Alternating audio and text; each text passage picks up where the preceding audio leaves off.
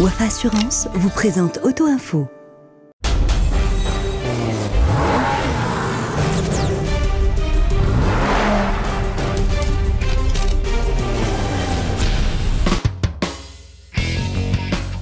Salut à tous, c'est un plaisir de vous retrouver pour un nouveau numéro d'Auto Info consacré à l'essai du Jeep Wrangler et la présentation de la nouvelle BMW Série 2 Coupé. Vous l'avez certainement reconnu, c'est le Jeep Wrangler, objet de notre essai aujourd'hui. Il demeure facilement identifiable grâce à sa calandre à 7 barreaux encadrée par 2 feux ronds. Un design indémodable qu'il a hérité de son ancêtre Willys, qui date de 1940 et il est toujours d'actualité. Apparue en 2011, la génération actuelle a réussi là où ses devancières se sont méchamment vautrées. Elle mélange la chèvre et le chou, la tradition du 4x4 que rien n'arrête en même temps que le confort de ses occupants. Il ne faisait aucun doute que Jeep Wrangler s'en sortirait avec les honneurs sur les plages d'Essaouira et les pistes de Luca-Emden. En revanche, on avait moins de certitude quant à ses capacités routières et urbaines. Dès le premier coup d'œil, on sait qu'on a affaire à un aventurier dans l'âme. Esthétiquement, on retrouve les principaux ingrédients qui ont fait de l'héritier de la Willys une icône. Avec ses phares ronds, sa calandre à 7 cavités verticales, ses pare-chocs et ses protections latérales métalliques, ses marchepieds, il magnétise le regard autant que le ferait une GT ou une limousine. En pénétrant à l'intérieur du Wrangler Sahara, on constate que la dotation de série est plutôt conséquente. Boîte de vitesse automatique, sellerie cuir, volant multifonction, système d'infodivertissement Uconnect à écran tactile. Pour un véhicule né en 1987 et qui se veut être le revival d'un modèle de 1941, le Wrangler se défend plutôt bien. Les sièges sont enveloppants, le volant et le levier de vitesse se tombent bien en main. Hélas, la visibilité, arrière et périphérique, est juste moyenne, les montants étant particulièrement épais.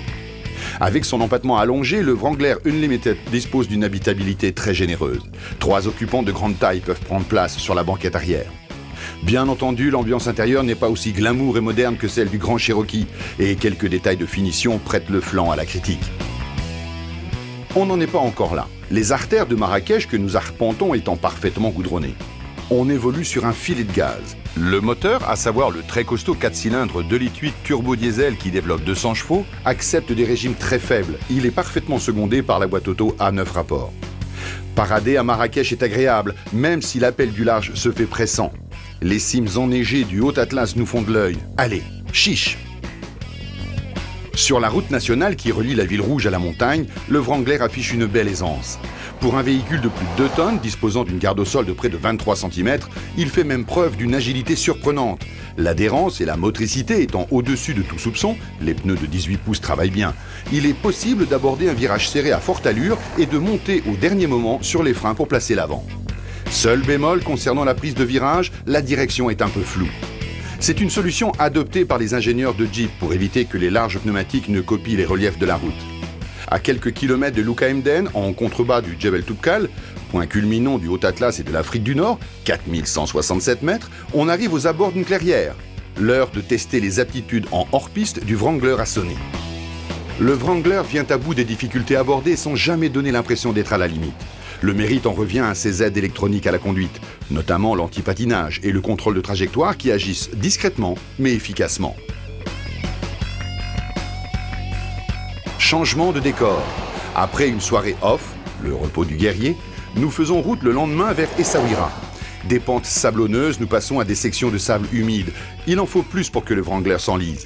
Nous le soumettons ensuite à un petit test d'aquaplaning sous l'œil attentif de quelques chameliers et de leur monture. Tel un jogger estival courant le long de la plage, les chevilles baignées par les vaguelettes, le Wrangler effectue plus de 2 km les roues à moitié immergées sans que cela ne pose la moindre perte d'adhérence.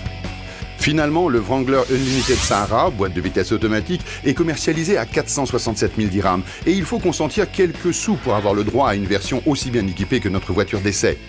Au vu de son look atypique et de ses capacités de franchissement fabuleuses, son tarif demeure très raisonnable.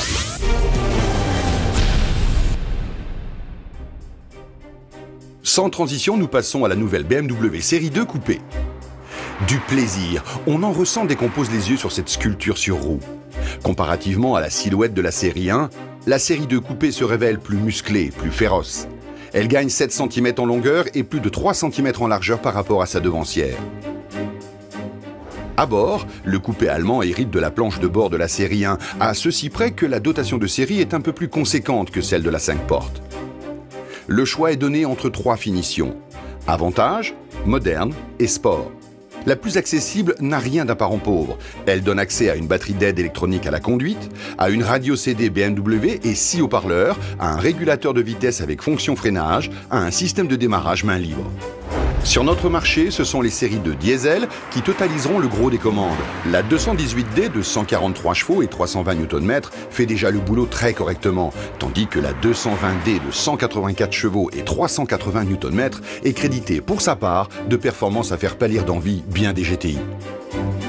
Comme il est de coutume chez BM, les trains roulants devraient permettre de tirer profit jusqu'à la moelle des motorisations proposées. La répartition des masses entre les deux essieux est optimale, notamment grâce à l'implantation des motorisations en position longitudinale. La direction à assistance électromécanique est également un modèle du genre. Elle n'entre en action que lorsque les conditions s'y prêtent. Pour sa part, le système de freinage a été majoré par rapport à celui du modèle qu'il remplace. En revanche, le train arrière devrait toujours se montrer aussi joueur. Comme toutes les propulsions bien nées, la série 2 coupé se place en entrée de virage avec les pieds, en gérant les pédales d'accélérateur et de frein davantage qu'avec le cerceau. Commercialisée à partir de 353 000 dirhams pour une 208D Avantage, la série 2 coupé culmine à 428 000 dirhams dans son exécution 220D Sport. Des tarifs élevés certes, mais quand on aime, on ne compte pas. C'était Auto Info, rendez-vous la semaine prochaine, même chaîne, même heure, à bientôt.